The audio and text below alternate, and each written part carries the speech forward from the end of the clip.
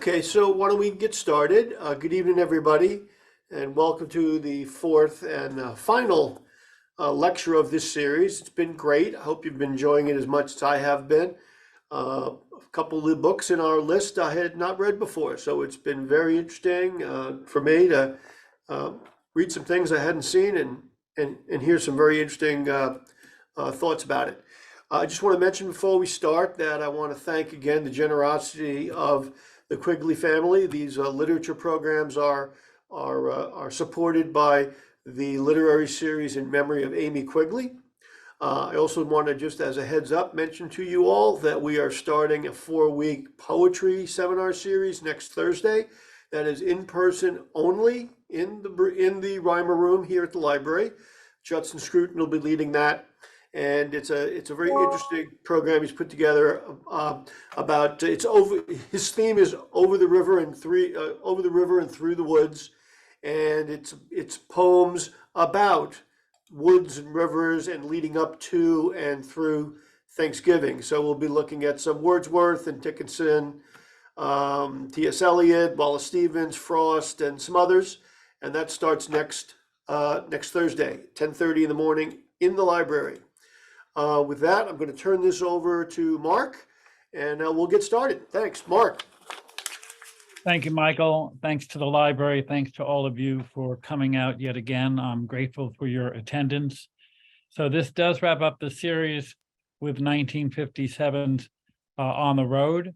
I want to remind you, as I mentioned the summer when we did the fourth and concluding one, The Heart is a Lonely Hunter, my argument isn't that this handful of books I'm doing over these several series are the best novels of the American century, but rather that they're important novels to understand what's happened to the novel, what's happened to American culture.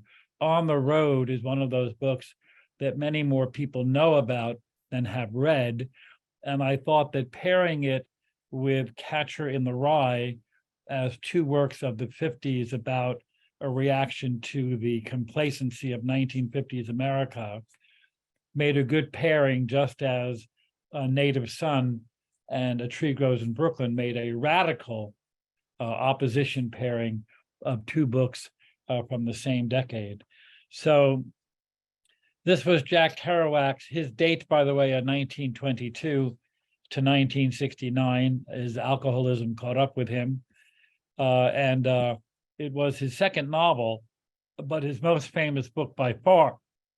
It was withheld from publication for 6 years while editors tried without success to get him to significantly rewrite it or delete parts. The best they could get him to do was to change all the names to other names, even though it was obvious to anyone even slightly in the know who was who. When it was first published in 1957, the New York Times gave it a rave review in the Book Review, the Sunday Book Review, and another positive review in the Daily Times. It rose to number 7 on the bestseller list, even though it divided many critics then and still now. David Dempsey, who wrote the New York Times Book Review article, summed up as a portrait of a disjointed segment of society acting out of its own neurotic necessity. On the Road is a stunning achievement. But it is a road, as far as the characters are concerned, that leads nowhere, and which the novelist himself cannot afford to travel more than once. And this was a positive review. He very much liked the book, but he recognized that it doesn't go anywhere in the sense of maybe some people who thought it was a quest novel, and was hinting at the fact that Kerouac should not try to return to the subject matter. Well, he did in a book called Dharma Bums, but what he did differently in that book, he gave it much more structure. It was much less spontaneous. It was much less free form. It had something actually resembling a plot. Route 66 came out as a TV show in the 60s, and the coloring of the two men who played the leads in that show, matched the coloring of the two main characters in this. And Jack Kerouac thought seriously of suing the producer of that TV show, which is quite popular, and he was dissuaded from doing it. Some people think he should have gone ahead and taken that chance. As you probably know, the word beat was used following the Second World War by jazz musicians as a slang term for being utterly down and out. One expression was you're beaten to your socks, right down to your socks. Kerouac was later to explain that to him it meant a kind of furtiveness, a kind of under the radar, a weariness with all forms, all conventions of the world. So I guess you might say we're a beat generation, this notion of being emptied of everything, but that negation not in a negative sense, not in a despairing sense, but in a liberating sense. And in the novel and in his life, he embraced Christian spirituality, Buddhism, Whitman-esque kind of hyperbole. Later on, he expanded the meaning of his use of beat to include beatific, blessed, some of the wordplay that we see in the book. So contributing to this book, in addition to the lecture I gave last time, setting up Catcher in the Rye and 1950s America, you have to include in what contributes to this book the Cold War, jazz, as I said, Buddhism, literally sex, drugs, alcohol, rock and roll, in the substance of the book, the details of the book. The book had an enormous influence on Dylan and his lyrics, later on the Beatles, Jerry Garcia, the Doors, the hippie movement, which was quite different and not something that Kerouac embraced, and even less so the yippie movement, but they all descend from this. Dean Moriarty, the character in the novel, who is the last word of the novel, the central figure by far, is a attractive sort of alter ego. He also turns out to be a kind of evil twin, a false god, a con artist, a character we see in American fiction who has a kind of charisma and charm. But to the book's credit, there is some character development in a growing recognition on Sal's part, even though he remains ambivalent, that Dean Moriarty is not all that he thought he was in the first instance. The Beat generation, which very much includes the central figures in this book of William Burroughs and Neal Cassady, Kerouac, Allen Ginsberg, was a passive and entirely apolitical rebellion.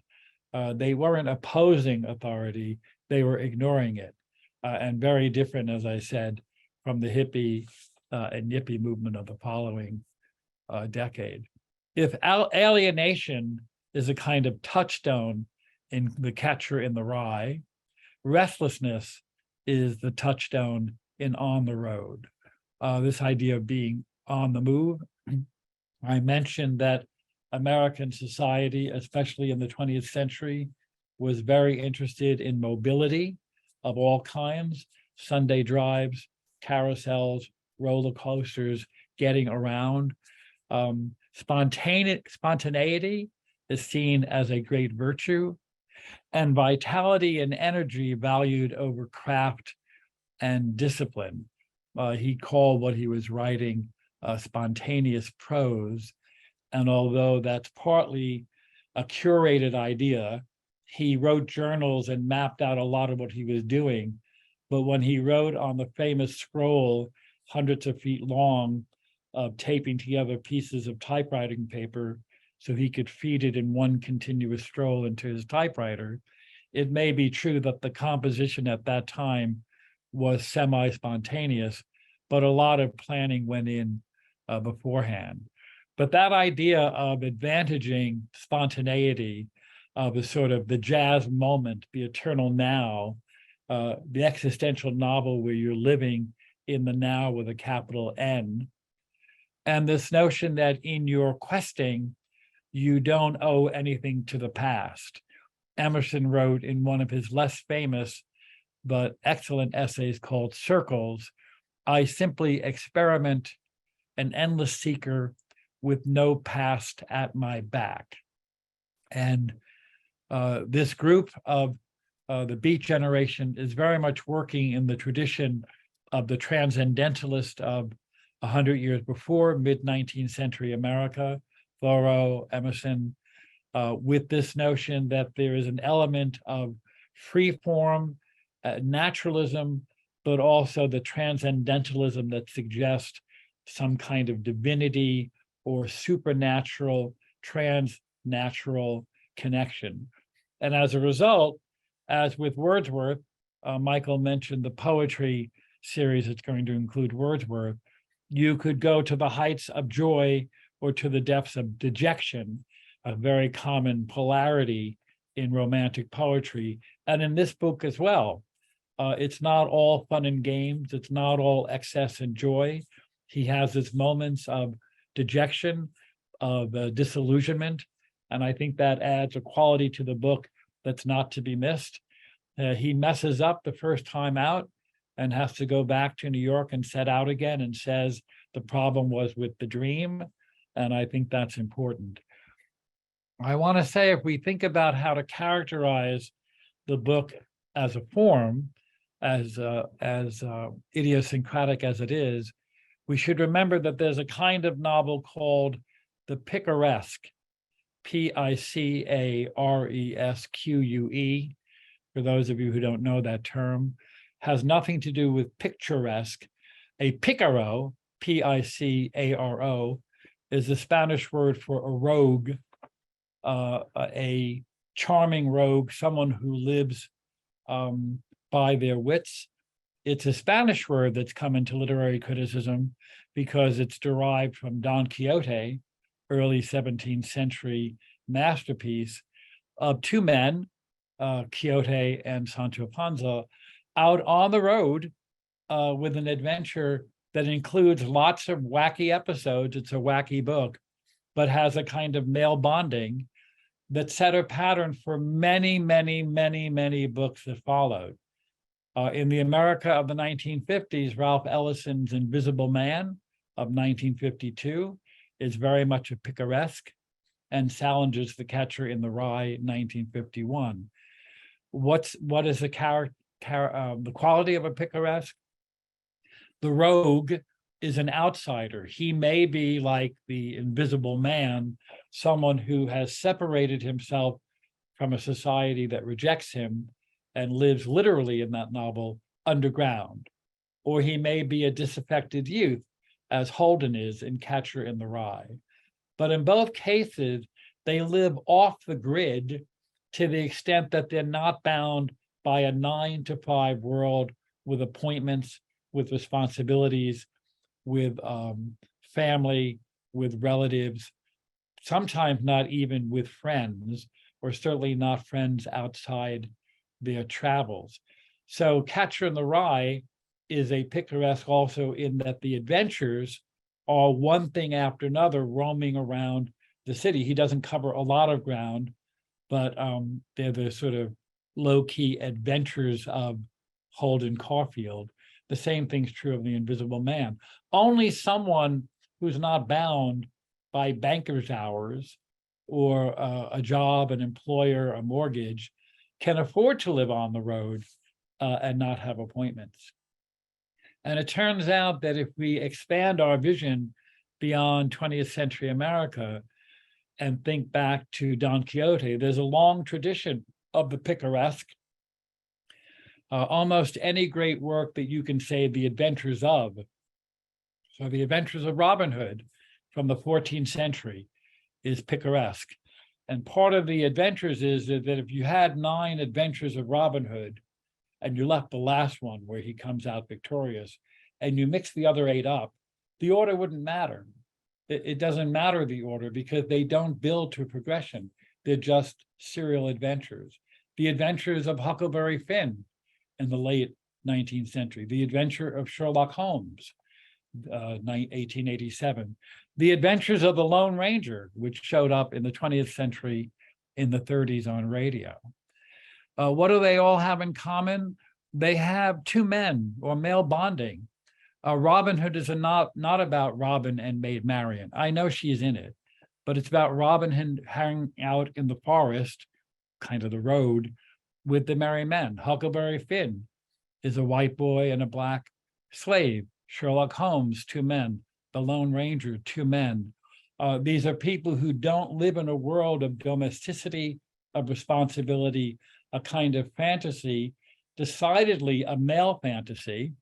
I don't think women come off very well in On the Road, and has a sense both of adventure in the old-fashioned sense of going out and doing something exciting, but also turning your back on the world of constancy and complacency.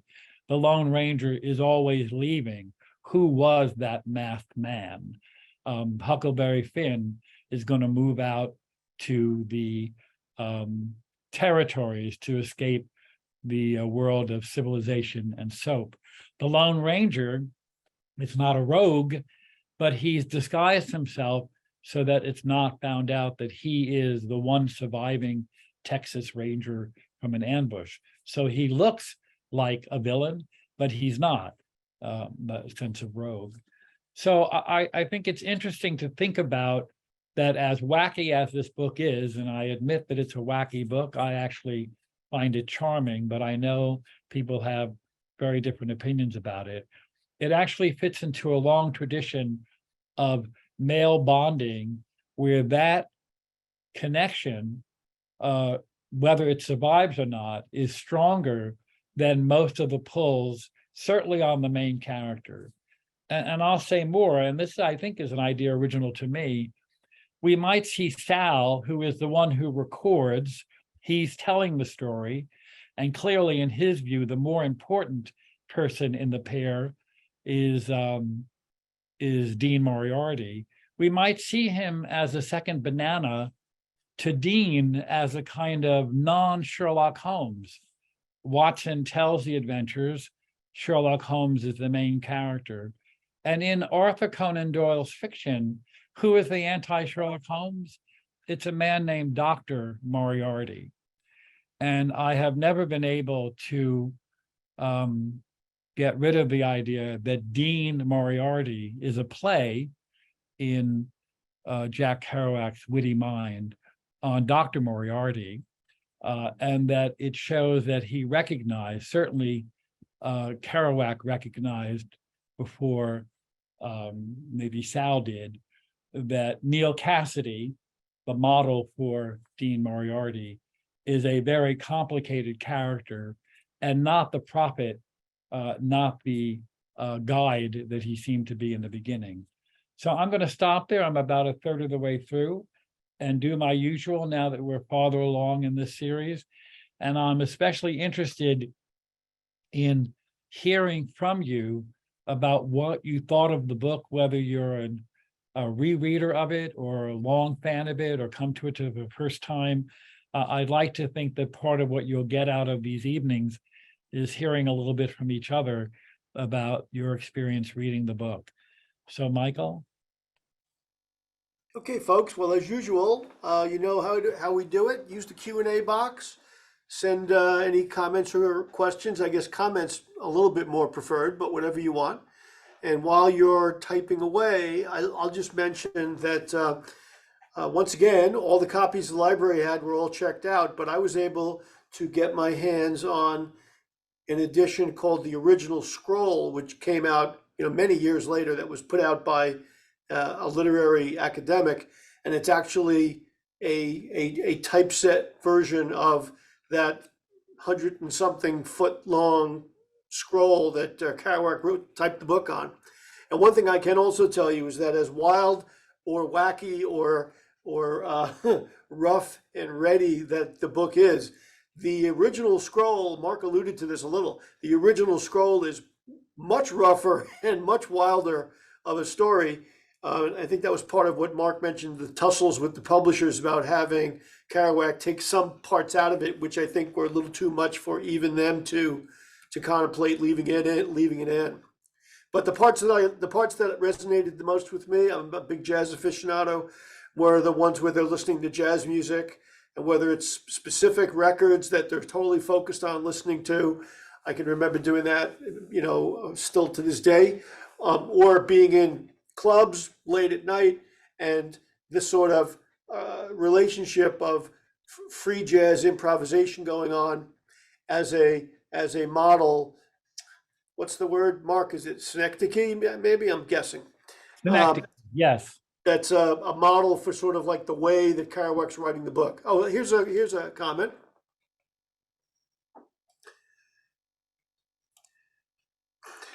Your comment about women not coming off well raises my thoughts, which are that not just women, but also blacks and the poor come off badly. Mexicans come off badly in the US, but when they get to Mexico, the Mexicans are revered. Yeah, let me say that don't mean to slight the equal opportunity bias of the book, that blacks and people of color would not be treated well in American fiction in 1950s is not surprising. It's also true that there's a little bit of the sort of reverse racism in making the Mexicans exotic when he goes to Mexico. I only meant in the context of the picaresque, which situates the male protagonist as acting with another man rather than with a female partner of any kind, whether it's a sister or a business partner or a romantic interest. I only meant that there are book and pairings and marriages, but the women don't come off very well in those. It's not a book that makes space for women. And the next comment says, I started out by hating the book because I found the characters so repellent, but I came to admiring it as a vision, however dark, of a spiritual crisis of American culture with lost souls who had no direction and whose wanderings produced no meaning. Yeah, I want to say, would you mind, Michael, reading that again? I think that's an excellent comment. Yep. Thank you, whoever gave that. I started out by hating the book because I found the characters so repellent, but I came to admiring it as a vision, however dark, of a spiritual crisis of American culture with lost souls who had no direction and whose wanderings produced no meaning. Yeah, so that's what that reviewer caught in the New York Times half a century ago when this came out. I think that's very well put. This is on the road. This is not arriving somewhere. And the restlessness is the condition. It's not the journey to some stasis or some final recognition or knowledge. And it's a very elegiac ending, which I'll read before we part company. And there is, even though it is still marked by ambivalence, Sal coming around to understanding that Dean is a rat and leaves him on the street in New York City when he can't give him a ride in the Cadillac. And there's a sense that he doesn't see him again, at least at the end of the novel. I agree. If this book was meant to be a vision of Shangri-La, it wouldn't talk about on the road, which is, after all, in the middle of things and not getting somewhere. I think it's an important thing to emphasize. Okay. Restlessness is a condition, it's not a goal. Yeah. Okay, someone who says, I found the book hard to read, not very interesting. It seemed puerile to me. However, I did enjoy following the road trip across the country. I got a good sense of the vastness of the country. Yeah, I think there's much of it that is puerile and adolescent. One critic who admired the book said that there are parts of it that are clearly subliterary. I think that's true. It's not the kind of book that even people who admire it would say they enjoy reading every page. And I do think there are times when it gets tiresome, but to his credit, this idea of animating his narration with very vivid details of things that may not matter, but do help to populate the landscape, the mindscape of the book, is very engaging. And I found that the first time I read it, I thought that I wouldn't like it because people who knew me told me I wouldn't like it. They think of me as more straight-laced, I think, than I am. And I actually enjoyed it very much. And also, since I became an English teacher, I see its role in the sort of landscape of American literature. I've said before to this group that one way of the many ways you can teach literature is to be geological. You can look at a work of Shakespeare and really mine into its depth, talk about the Renaissance by talking about the forebears and really being in the Elizabethan moment of Shakespeare's lifetime. Or, again, of many other things you can do, you can be topographical and give people a sense of the lay of the land. What was the 17th and 16th centuries like that led to Shakespeare being what he was? Let me give you an overview. I'm not going to go deep. I'm going to go broad. And this book you can talk about deeply, but you can certainly talk about it broadly. So one of the things about it that's striking is that even though there's not a lot of metaphor and symbolism in any orchestrated way, tellingly, Dean breaks his thumb by smacking Mary Lou and hitting her badly, that is inefficiently, and he breaks his thumb.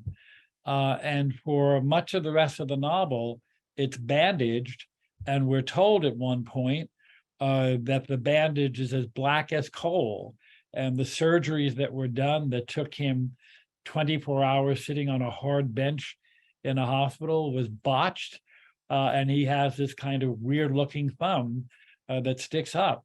Well, he's a hitchhiker, and whether or not Neil Cassidy, the model for Dean Moriarty, actually broke his thumb, and whether he broke his thumb, shame on him for striking a woman, as a symbol that you have this defective quester who's a hitchhiker with a busted thumb, or a thumb that can't be put down, that he will constantly be on the road, that there's no end to endlessness, is a great Black joke.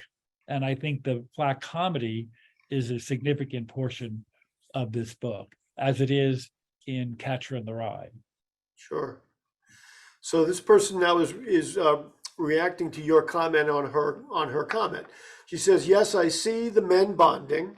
Is this a guy thing novel? Is it appreciated by both women and men who are more sophisticated than I am? I'm sorry to sound superficial, but I didn't find any of the male characters appealing." Yeah, I'm not sure they're supposed to be appealing. I think people who admire the book would say the prose, the experience of reading it, is appealing. I don't think there are many normative people in the book. The one person who goes back home and we're told that he has a compassion and it's a unappreciated virtue, he's kind of heroic. The man who has a wife and therefore won't participate in the whoring, he seems pretty virtuous by comparison. But I think the star of the book is the prose.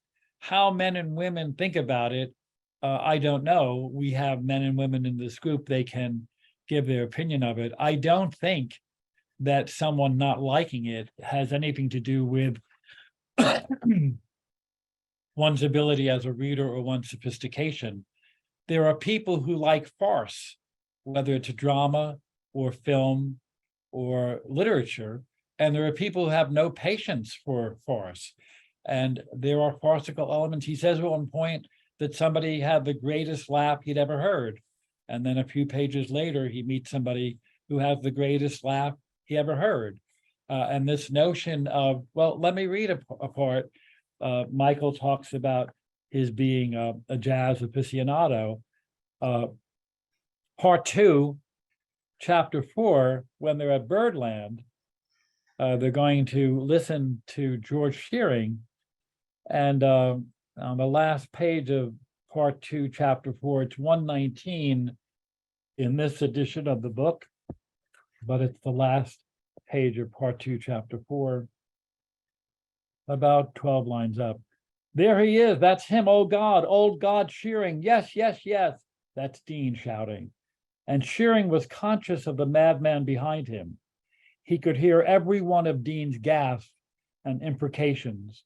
He could sense it, though he couldn't see. Shearing was blind. That's right, Dean said. Yes. Shearing smiled. He rocked. Shearing rose from the piano, dripping with sweat. These were his great 1949 days before he became cool and commercial. That's a very jazz thing. We knew him back when, before he went, commercial. When he was gone, Dean pointed to the empty piano seat. God's empty chair, he said. On the piano a horn sat. Its golden shadow made a strange reflection along the desert caravan painted on the wall behind the drum. The image of desert and jungle, non-civilized places, is woven through the book. Lots of images of Arabian fantasies, the jungles of Mexico, pre-civilization, non-civilization. God was gone. It was the silence of his departure. It was a rainy night. It was the myth of the rainy night. Dean was pop-eyed with awe. This madness would lead nowhere. I didn't know what was happening to me, and I suddenly realized it was only the tea that we were smoking. Dean had brought some in New York. It made me think that everything was about to arrive, the moment when you know all and everything is decided forever. That's the kind of ecstasy he has here. Of course, it does not come to fruition. There's no epiphany. There's no great revelation. In fact, there's a kind of anti-epiphany or anti-revelation. But he has it in that moment. And I think we're supposed to see that Dean's reaction, exuberant reaction to Shearing, is a exponentially exaggerated version of Sal's reaction to Dean. That you see this kind of hero worship. Got it. So someone has said, it seemed that the characters were most alive while traveling and they got bored or beat when in one place for too long. Yeah. And that's that idea again, that restlessness is a hard condition to commit to always be on the move is to suggest that you're not anywhere at any particular time. And you think that if it were like Huckleberry Finn, and he says at the end of that novel, I'm going to light out for the territory, Huckleberry Finn wants not to be stable and static. He does not want to be rooted. He's an energy force, but he's a kid. And this is a very different novel. This is a man of some age. He's in his mid-20s when he's on this trip, and then his early 30s. And it's not a condition you can aspire to and maintain. There's a kind of exhaustion to it. And it doesn't end with him moving, quite the opposite. It ends with this sort of elegiac notion of darkness and downfall that we'll get to in a moment. So I'm going to read some other things because I don't want to lose the quality of the novel, and I'll ask people who either had questions or comments that Michael didn't get to, or those of you who want to generate more, to keep them in mind or send them in and we'll get to them. So I do think that Broken Thumb is a kind of dark joke in the novel and works against any notion of Dean being someone who is admirable. In part 3, chapter 11, it was time for us to move on, it begins. We took a bus to Detroit. Our money was now running quite low. We lugged our wretched baggage through the station. By now, Dean's thumb bandage was almost as black as coal and all unrolled. We were both as miserable looking as anybody could be after all the things we'd done. Exhausted. Dean fell asleep in the bus that roared across the state of Michigan. I took up a conversation with a gorgeous country girl wearing a low-cut cotton blouse that displayed the beautiful suntan on her breast tops. It's a strange expression, but you can see he's talking about the part of her breast that he can see being suntanned. Well, right after his thumb and the bandage being black as coal, that seems to be a stark opposition. That lovely country girl is, from Sal's point of view, absolutely empty-headed. There's no sense that she and her family get anything out of life. They live a life, from his point of view, of sort of vapid complacency, although she's suntanned. And the wanderer, the quester, Dean, has a broken thumb, again, a kind of a special wound for a hitchhiker. And he got it by trying to hit a woman who refused to kill him, you may remember, when he brings a gun for her to kill him. So throughout the novel, as we get later and later in the parts, Sal becomes more and more disillusioned about Dean, and I think that's to the novel's credit. In part 4, chapter 1, and again in my edition, it's pages 241 to 242. He says, never dreaming the raggedy madness and riot of our actual lives or actual night, the hell of it, the senseless road. I'm sorry, the senseless nightmare road. He's talking about that Dean has pictures of them looking kind of normal, and that the future generations will look at that and they'll never have any idea of the hell of it, the senseless nightmare road. This is late in the novel, 240. All of it inside endless and beginningless emptiness, pitiful forms of ignorance. Goodbye, goodbye. Dean walked off in the long red dusk. He made one last signal. I waved back. Suddenly, he bent to his life and walked quickly out of sight. I gaped into the bleakness of my own days. I had an awful long way to go too. That's the last line of that chapter, the first chapter of section 4. That's clearly demoralized, and ends with a parting, which is how the novel ends overall. Later on in chapter 5, when they're in Mexico and in the brothel and being particularly lecherous and licentious, he says on page 275 in my edition, again, part 4, chapter 5, it seemed it would never end. It was like a long, spectral Arabian dream in the afternoon of another life. Ali Baba and the alleys and the courtesans.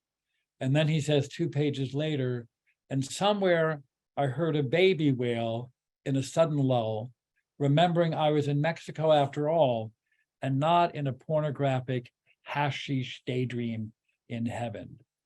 Well, that's one of the few places in the novel, and again, very late, not too far from the ending, where he literally snaps out of it and comes back to realizing he's not that place, but in this place. And it's a baby's wail, just as he has that recognition about this being a senseless nightmare road, when he thinks about what the children will think when they see the pictures that mask the life they've had. And then part 4, chapter 6, which is page 288 in my volume, and it's also the last chapter of part 4. After Dean has left him sick and penniless, when I got better, I realized what a rat he was. But then I had to understand the impossible complexity of his life, how he had to leave me there sick to get on with his wives and woes. Okay, old Dean, I'll say nothing.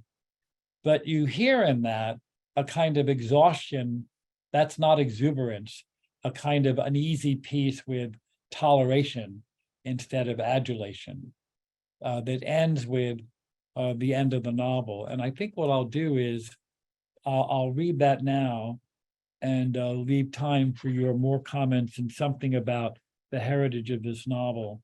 So they leave each other, as I said, the last time he sees them on the street. old Dean's gone, I thought, and out loud I said, he'll be all right. And then the last paragraph, one long sentence with very little punctuation, and you'll hear the words about down and dark in here.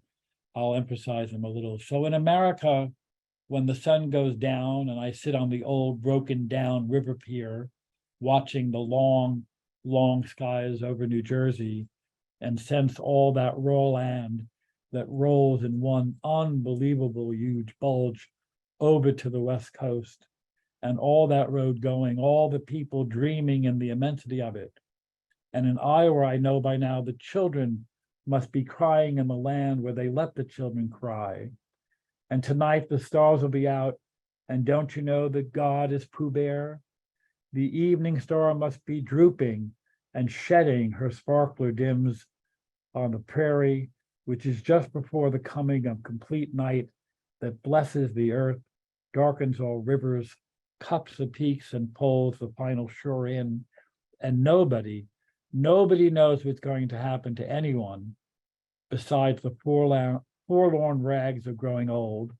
I think of Dean Moriarty. I even think of old Dean Moriarty, the father we never found. I think of Dean Moriarty. That drooping, shedding, dimming, darkening, down, broken down, if it's not depressive, it's clearly elegiac, a sense of loss rather than a celebration. And this On the Road novel doesn't end with a promise of anything, just a kind of stasis. And I say that to the novel's credit. I think he showed more authorial control over his materials than perhaps some people think. I think the book probably is often misread as more of an endorsement of that life. Nobody knows what's going to happen to anybody. So I'll turn again. We have about 15 minutes. I have a few more things to say about the legacy of the book, but I'm hopeful that if somebody didn't get their comment to Michael's attention or a question, I'm happy to consider them. Sure. Actually, Mark, thank you so much for taking the time to host these crucial series of lectures. It's a two-part question. The parts are related. Do you believe that Jack Kerouac is a defining figure in the beat movement, or is that due to his commercial and public success? And the related question is, well, let's stop for that question. okay. He's absolutely, he is the banner bearer, absolutely. And they're related. I mean, he's the banner bearer because he has this extraordinary success. And he's clearly the poster boy for the beat generation. There's no arguing that. And the second one, the related comment is about William Burroughs with his books Junkie and Naked Lunch. Is he the central driving figure of the beats? Well, he's one of them. I'm not as conversant with his literature. I read Naked Lunch a long time ago. I don't consider myself a beat. That might surprise you. But I don't know as much about him as I know about Kerouac.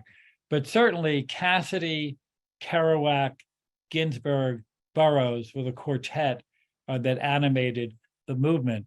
And again, it wasn't an extraordinary movement in itself, but if you expand it out to the San Francisco scene of the 50s and 60s and Lawrence Ferlinghetti, and eventually the political power that arose out of San Francisco and flower power and the hippies, and again, the more politically anarchic yippies, and maybe now's a good time to mention about the legacy. So one thing this book did in introducing the formlessness, the sort of defiance of authority, certainly taboo subjects, the aimlessness of no plot. You see a lot of books that embrace novels in the 60s that embrace Black comedy, irony, fantasy, parody, taboo subjects. Joseph Heller's Catch-22 comes out in 1961, a few years after this. Ken Kesey's great novel, One Flew Over the Cuckoo's Nest, 1962, Thomas Pynchon's V, 1963, Kurt Vonnegut's Slaughterhouse-Five, 1969, certainly has all those elements of irony, black comedy, fantasy. And in a different vein, Philip Roth's Portnoy's Complaint in 1969. All of these novels of the 60s, and poor Jack didn't live to see the 70s, owe something to the loosening up of what a novel could be of Kerouac and the people who came after him. And you can even see some of the absurdism and the formlessness in 60s movies like Dr. Strangelove, to take a more serious movie, or A Hard Day's Night, to take a more comic movie. Strangelove is funny too, but there is a way in which you can see a kind of fulcrum in the Beat generation movement, and certainly this book would be central to it, that shifts the weight to a loosening up of what it means to write, to make art. Let's put it that way. Got it. Okay. So earlier, someone said that the scroll, the actual scroll, was on display in the New York Public Library in 2007 on a very long table, and just visually, it had the energy of the book, almost as a visual metaphor. Yeah. Yeah, I can imagine that notion that it has a kind of never-ending quality. I tell my undergraduates that if you were to hold up, an open book of poetry like this at a distance, and there were an Emily Dickinson poem on the page, you could know from a great distance, even without reading the letters, oh, that's a Dickinson poem, it's only this big. But if you held up a Walt Whitman poem, it would cover the entire page from top to bottom, margin to margin, because that formlessness, that exuberance, that not being constricted, that lack of discipline is Whitmanesque. And the tight construction and even claustrophobia is Dickinson's kind of mode. You can tell from the distance. So how brilliant of him to conceive of, I think he meant it for his own purposes, but it's a great marketing ploy to have this long scroll of a story that seemed never to end. And it just made me think also that typing it that way and having this long scroll as a physical object of the book is very much like a physical image of stream of consciousness writing. Right, the spontaneous prose that he spoke of, exactly right.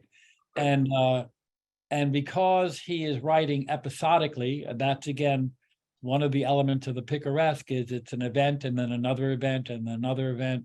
A picaresque novel does not begin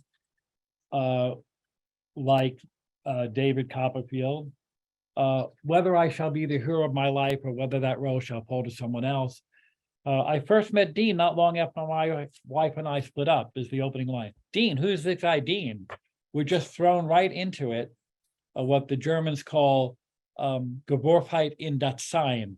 You're just thrown into the beingness of it. It's very rare for a picaresque novel to begin. My father's people came from Antwerp, and they were jewelers until they emigrated to America.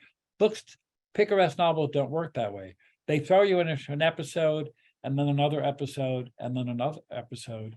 Because if the novel and the protagonist are setting themselves up against authority, one of the greatest authorities is narrative.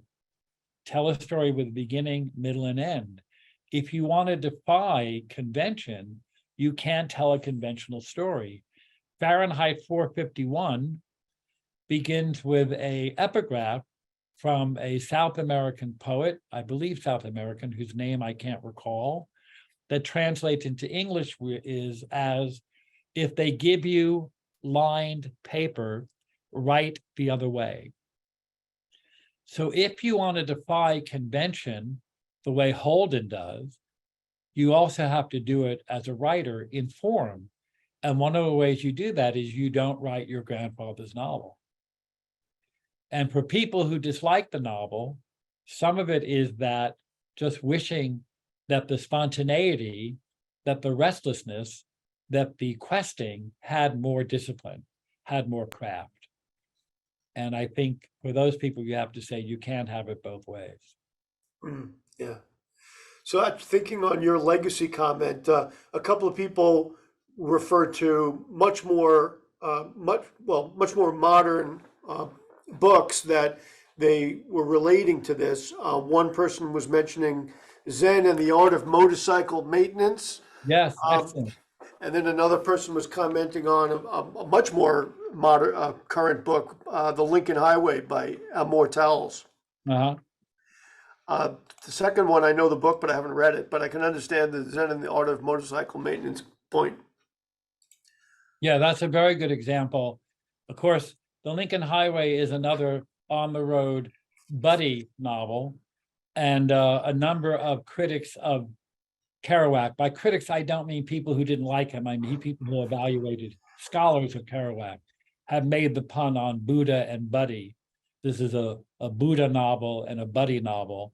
But that notion of male bonding and the whole idea of the picaresque, where the two men are not sexually involved necessarily, but there may be a kind of homoerotic bond. Some critics have suggested that it shows a kind of immaturity, that whether they're grown men or not, there's a kind of adolescent bonding with guys rather than actually having mature relationships with women. Always moving on, literally fear of commitment, even living in the same town, staying in the same place. Who was that masked man? He's always leaving, always moving on. When they made the very popular series, I guess it was the 1960s, with David Janssen, called The Fugitive, that later on was a very successful movie with Harrison Ford and Tommy Lee Jones. What they were basically doing is they were taking a radio serial, the old radio serials, and instead of having it be a soap opera of the kind on midday TV that could only be watched by people at home, largely housewives, soap opera was because they sold domestic products on the commercials. They tried to make an adventure story for men and other adults and have it be a never-ending story until the one-armed man could be found. That was the grail at the end of the series. And how did that series comport itself? Whatever the guy's name is, Dr. Somebody might know. I can't, close to me. It's on the tip of my tongue. Richard Kimball, Dr. Richard Kimball. Oh my goodness. Even in my impaired state, it came to me. He's in a town, hiding. He's on the run. But he's not just on the run. He's going to solve this single mother's problem with her son, Billy, and the banker. And he's going to help them out. And then he's going to move on in the Who Was That Masked Man? And then next week, he's going to be in another place. And the discontinuity was the whole point. Every now and again, Lieutenant Gerard, and this is definitely a ripoff of Les Miserables, the indefatigable constable who's going to track down this villain who's not a villain. That's from Victor Hugo. But that kind of cord through the pearls, but the individual pearls is episodic TV. No continuity between one and the next. And it was a perfect kind of amalgam of prime time crime drama that was really soap opera. And David Janssen had just the right face for it, because he could emote in close-up and show that he was sensitive and caring. But now I have to leave because I'm on the lam. Another picaresque. Yeah. Someone was pointing out developments in jazz at the time when the book came out. Dave Brubeck's album in 1959, of course, 1959 also one of the biggest years in jazz history in terms of albums that came out then. And so you've got this book coming out, in 57 or 58, and then the biggest year in jazz history right around the same time.